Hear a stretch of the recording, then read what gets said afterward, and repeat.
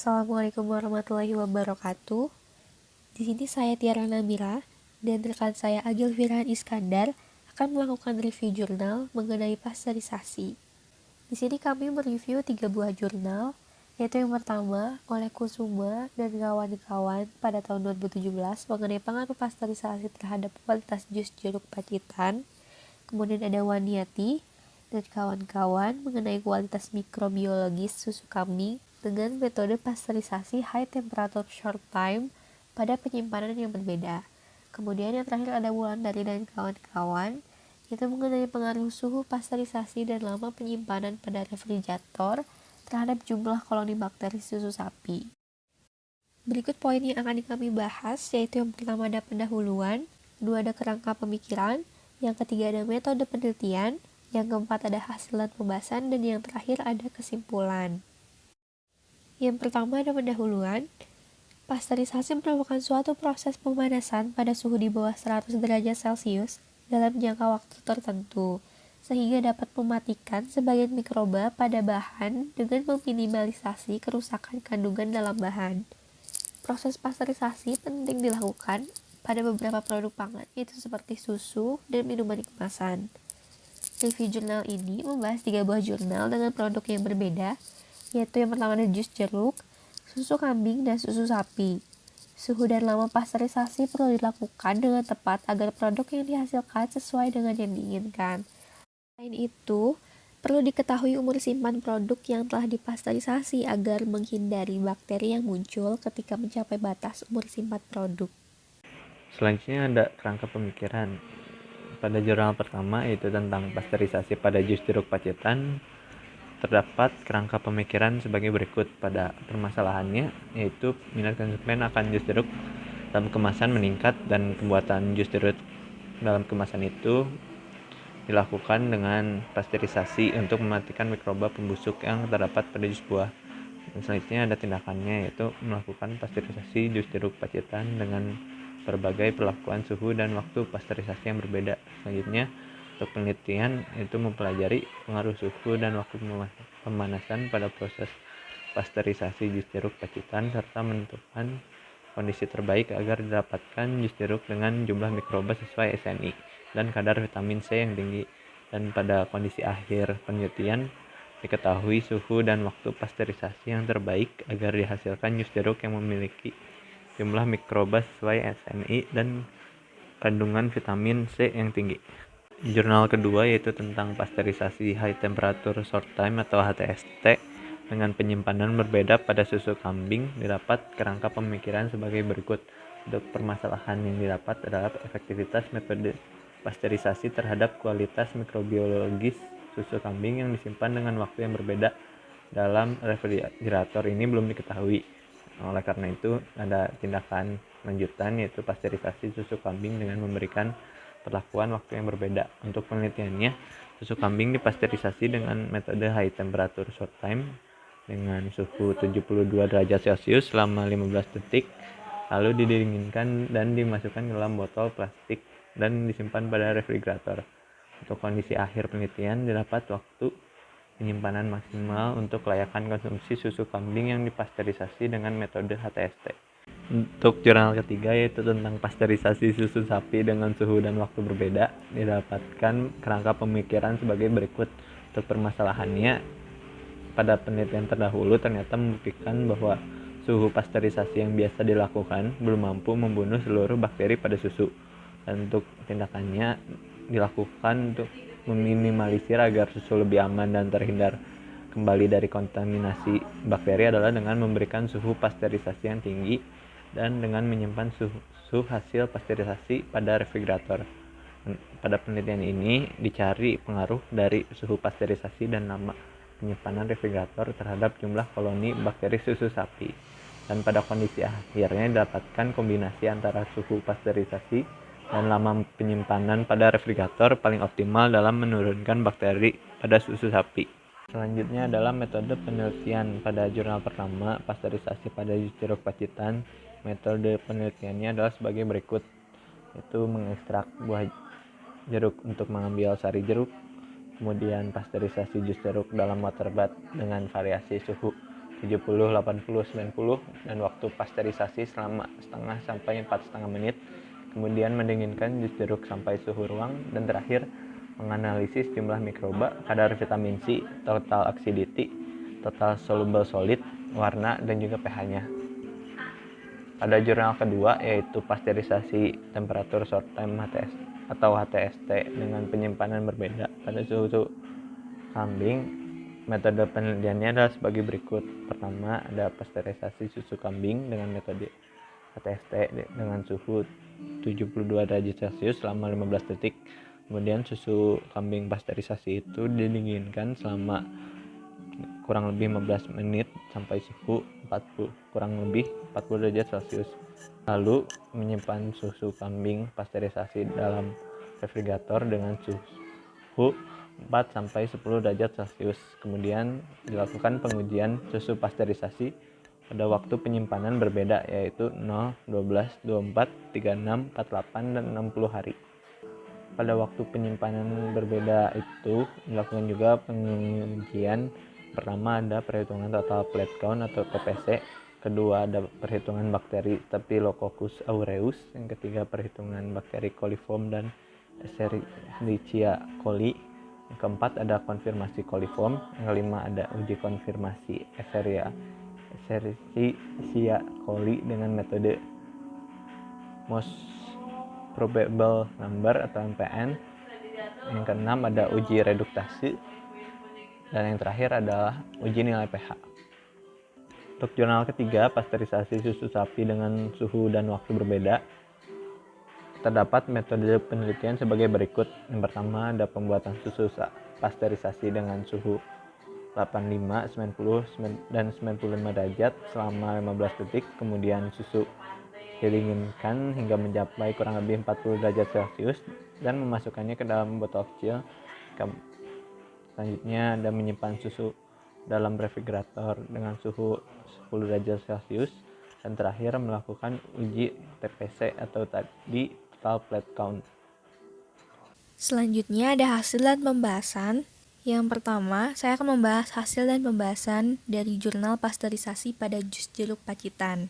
Dapat dilihat bahwa jumlah mikroba pada jus jeruk menurun seiring bertambahnya suhu dan waktu pemanasan. Hal ini dikarenakan mikroba akan mati apabila terkena suhu tinggi. Jumlah mikroba dalam jus jeruk pada awalnya sebanyak 1,3 kali 10 pangkat 6 koloni per mili.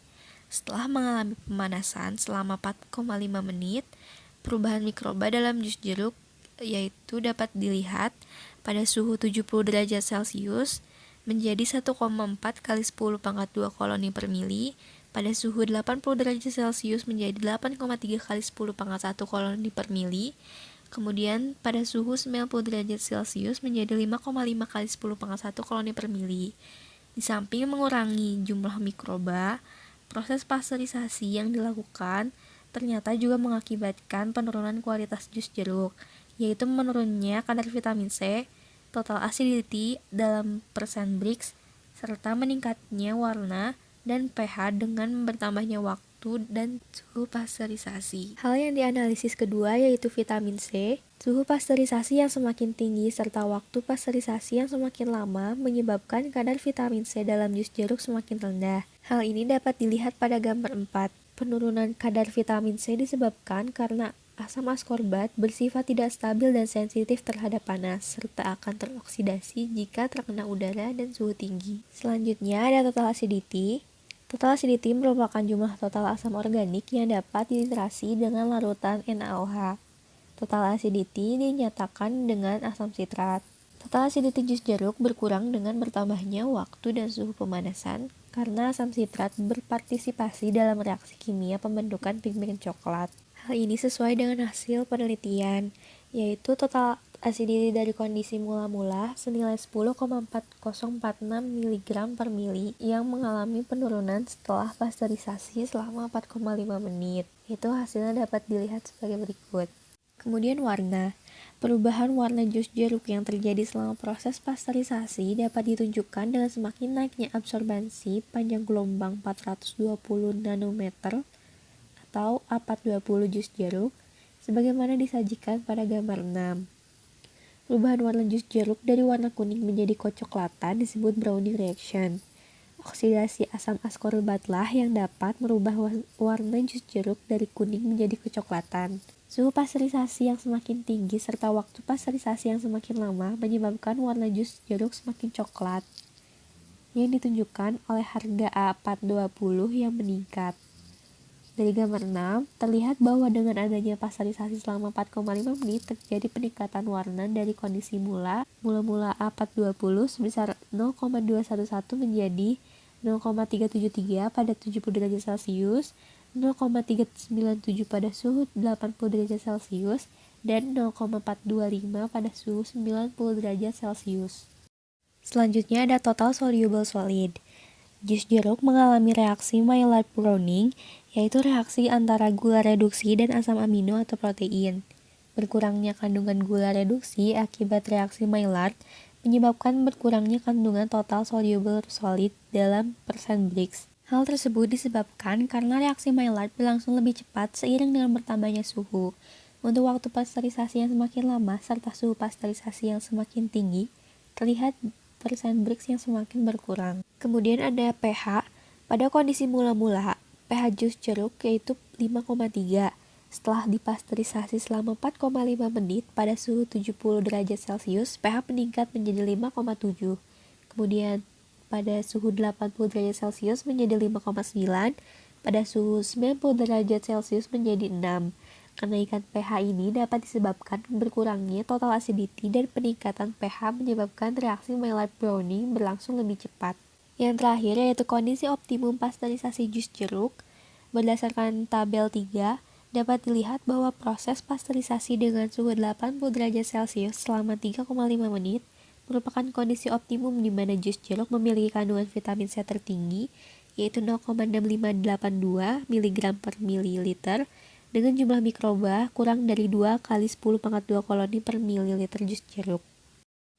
Kemudian, hasil dan pembahasan pada jurnal pasteurisasi high temperature short time (HTST) dalam penyimpanan berbeda pada susu kambing. Pada tabel 1 menunjukkan bahwa susu kambing pasteurisasi dengan perlakuan penyimpanan 0 hari, 12 hari, 24 hari, 36 hari, 48 hari, dan 60 hari tidak berpengaruh nyata terhadap TPC, S. aureus, coliform, dan coli.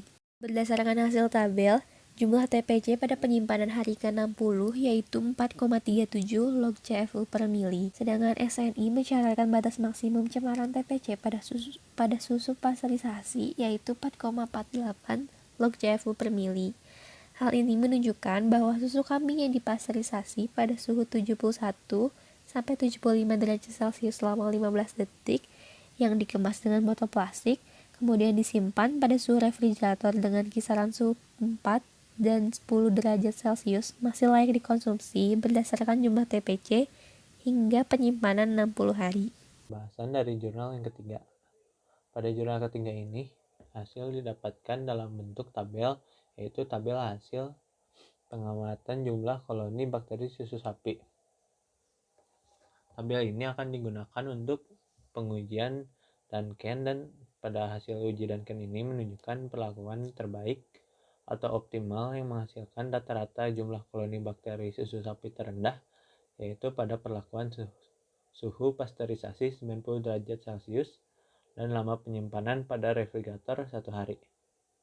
Berdasarkan hasil penelitian terbukti menunjukkan melalui pasteurisasi dan lama penyimpanan pada refrigerator ini ternyata optimal diterapkan untuk menurunkan jumlah koloni bakteri susu sapi. Pada tabel juga dapat dilihat ada perlakuan yang dicetak bold. Perlakuan yang dicetak bold adalah perlakuan yang memiliki rata-rata jumlah koloni bakteri yang tidak melebihi standar dari Badan Standarisasi Nasional, yaitu 5,0 kali 10 pangkat 4 CFU per mili. Nah, pada hasil penelitian di jurnal ketiga ini masih ada ditemukannya bakteri pada susu sapi meskipun telah dilakukan pasteurisasi dan penyimpanan pada refrigerator. Ini dapat terjadi karena beberapa faktor, contohnya adanya dari pertumbuhan dan aktivitas bakteri pada susu, proses pengolahan yang kurang sesuai, proses penyimpanan yang terlalu lama, penyakit bawaan dari sapi, atau bisa juga dari faktor hygiene dan sanitasi, atau bisa juga lingkungan yang dapat mempengaruhi bakteri pada susu setelah dipasteurisasi. Terakhir ada kesimpulan untuk ketiga jurnal. Pada jurnal pertama terdapat kesimpulan yaitu kondisi pasteurisasi optimum untuk jus jeruk agar didapatkan jus jeruk dengan jumlah mikroba sesuai SNI dan kandungan vitamin C yang paling tinggi adalah jus jeruk dengan perlakuan pemanasan suhu 80 derajat Celcius selama 4,5 menit.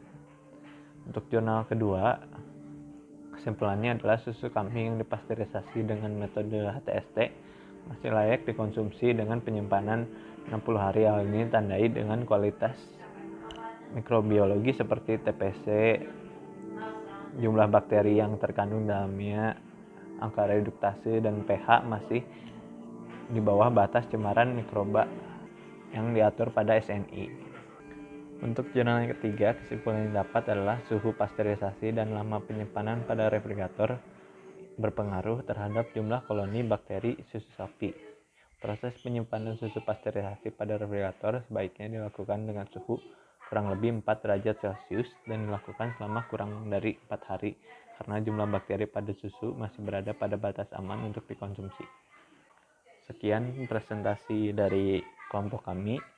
Mohon maaf bila ada salah-salah kata. Wassalamualaikum warahmatullahi wabarakatuh.